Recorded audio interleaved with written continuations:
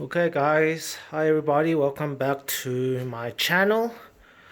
I got one of the questions saying you bought one of these Kenwood pressure cookers and you guys are clueless, you don't know how to use it even if there's a manual.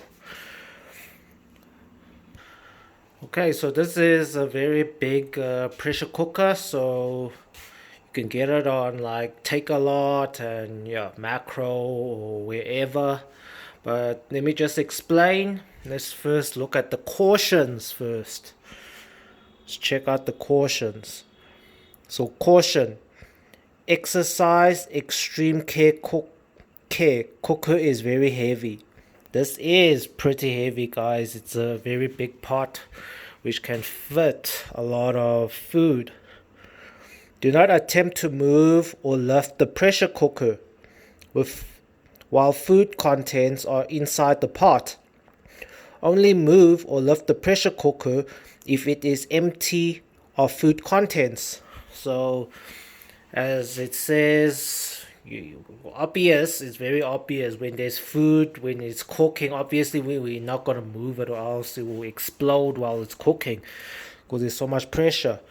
So A, be certain the pressure limiting valve is in the airtight position before turning on the power and selecting a function.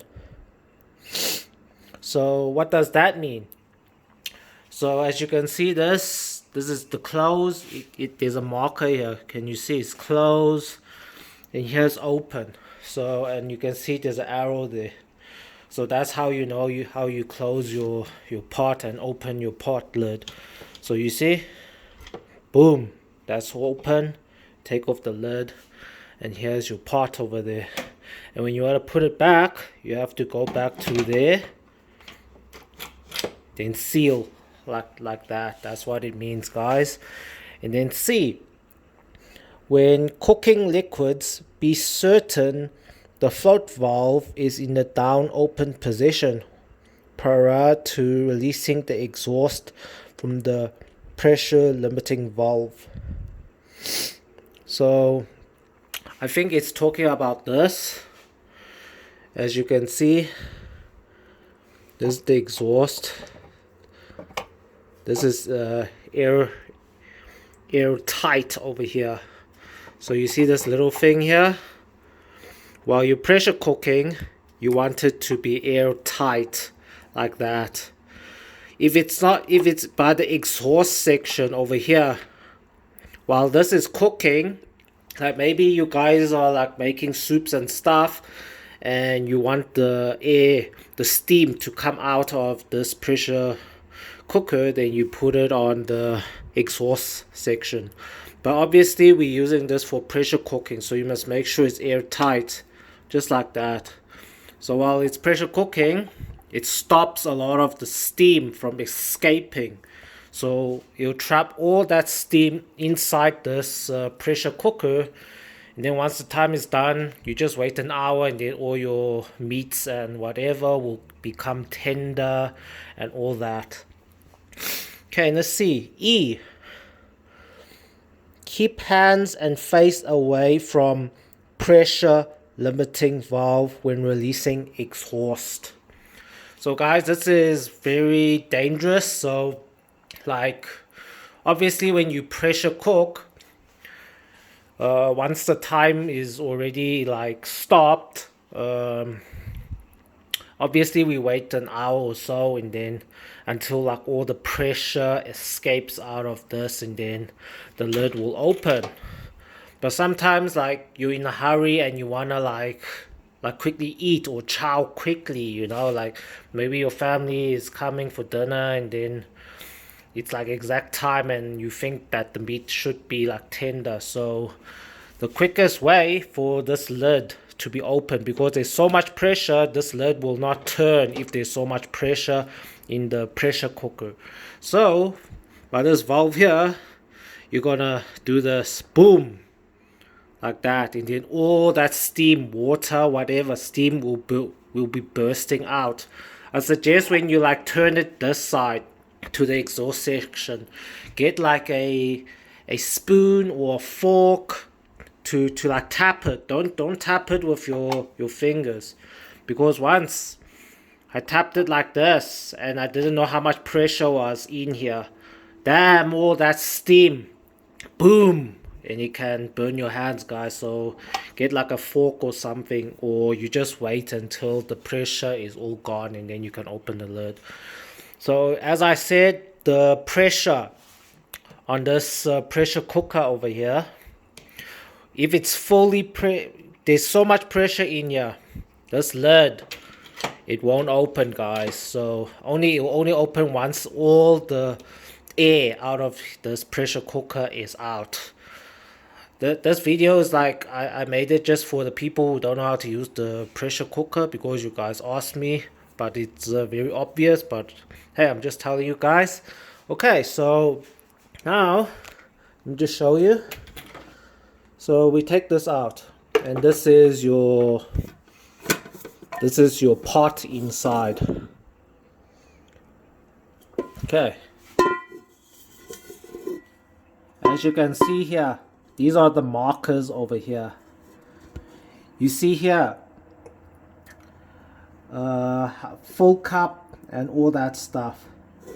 You see the food. Let me just go to a darker place. You see the food over here. How many? Like if you are like guys, like if you are making a stew, you first going to like marinate all your meats and whatever on a pot to get all the flavors in before you place the meat in here. But for the base, I suggest you add some like vegetables like onions or something, because the meat might burn if there's not enough water content. So I suggest just cutting some onion slices and just put it on the base before you put in your meat. And you know, for stews, once it's all marinated with all your sauces and stuff, you gotta add in like 1 cup to half a cup of water. Look, okay, if it's all meat, you gotta add in more water, maybe 2 or 3 cups, how you like it. But when we make stew, we also have some potatoes, so we put the meat, and then we also add in like the potatoes, and we know the potatoes releases a lot of water content. That's why we don't add too much water. But if your whole pot is just meat, like the Western world is just meat and no veggies, they add more water. But you must make sure your meat and your vegetables do not go above this line over here. So this is your marker over here. If the food goes above this marker, let me just show you. If it goes above this marker, you see this thing over here. This thing is going to be pressing onto the meats and stuff. And when this press on the meat and all that stuff, this thing, it won't the steam is gonna go through. So as you can see, the meat goes through in here.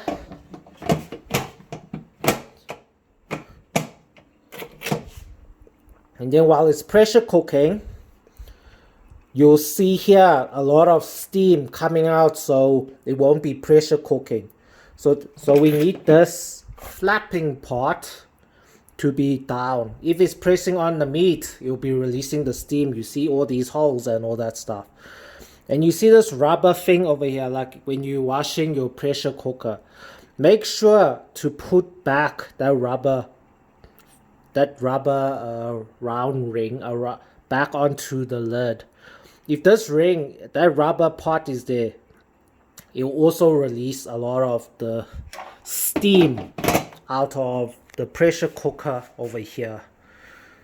So yes, so now I told you guys like the procedure. Obviously we use the pressure cooker to tenderize our meat instead of wasting a lot of power. And now for the for the functions. Okay, I'm going to switch it on. So let's check on the functions over here. So you can make your soups, your meat, your beans, fish, slow cook, rice biryani, saute sear, porridge, chicken, and yogurt. So mostly when you make the beef, like the stew, and you want to tenderize meat, you will click on the meat stew function over here. So when you click on this meat stew function over here, it's going to activate the time, but it will only be on low pressure and maybe medium over here. This is just manual time over here. Then here's the pressure cooker and adjust. But if you want to, once you click the meat stew function and you want to get it to high pressure or make it very high pressure, then you gotta click some buttons very quick. But if you make a mistake, you can just click on the cancel button. Here's this keep warm or cancel button over here. So if you just want to do it manually, you click on the timer, and then yeah, this is very long, and 30 minutes is max for the timer over here. So I can just click cancel again. That's just for manual. Here's manual. You click on manual, and then this is the time, the minutes that you want, like that. And if you want, you see now it's currently on low pressure. So you click on the pressure cooker and you turn to high pressure. You click on adjust. Look, when you're doing this manual, when you're doing this on manual mode, these lights over here are low, medium, and high. It won't display. But if you click on the meat stew function, like this is like already programmed for your meat, but you want it to be like, maybe you're making oxtail, for instance. You click on it and it'll be on 15 minutes, but you'll still be on low pressure. So you click on high pressure. You see, low pressure and then high pressure using the pressure cooker button over here. You see? But you can see that color at the mid, it's still medium over here. So you click on adjust. So high pressure and then boom. This is the button to change it to low, medium, and high.